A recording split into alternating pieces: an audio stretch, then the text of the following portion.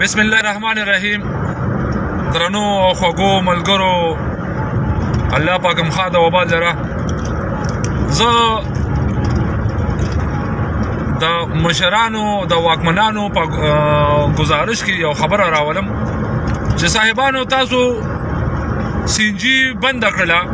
او تاسو چې یاره ګریلو صارفین د پاره دا چې کوم موږ ریلیف ورکو هغوی ته د ګیس کمې دي چې هغوی ته ګیس پریشر برابر وي او ګیس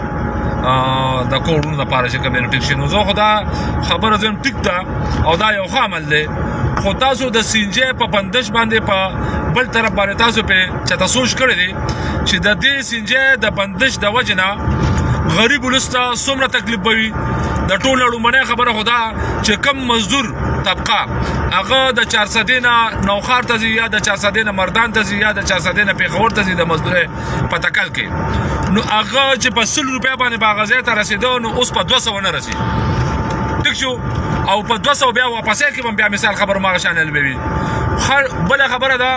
چې کم موزه کې په لوکل کې با چنچانو به کم مزل کوو تیز رفتارو کې کم چې په مثال خبره په سینجی بچلیدل د په دغه نه با په لوکل کې د 400 نه پیښور ته د 400 نه نوخار ته د 400 نه مردان طرف باندې تل هغه چې دغه چې بند شو سینجی نو اوس د پېټرول خبره د پېټرول خو هغه لړۍ چې کم دی هغه بیا ریټ په ډبل باندې کې. نو تاسو په تاسو سوچ کړئ چې په دې وجه نه غریبانو ته څومره تکلیف دی، او بیا خصوصا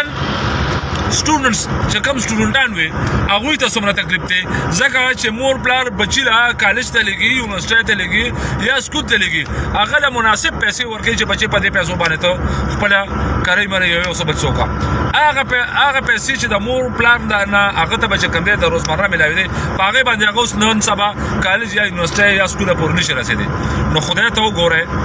د سوچ نه کار واخلئ، تاسو سره حل نشته دی.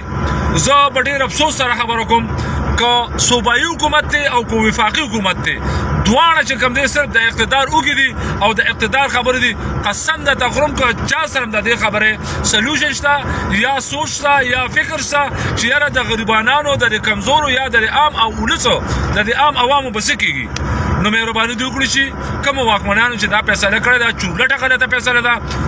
یو څیز کېدی شي چې د سینجی دپاره دی، د سینجی د ګاډو دپاره دی ټایمنګ ولې جوړ کړي مختلف ټایمنګ کې چې په هغې کې سینجی ته اجازت ورکړي شي سینجی پمپونو ته او هغوی ګاډو ته سینجی اچولی شي. نو دې سره به اسم چې کوم دی نو تباهي ده،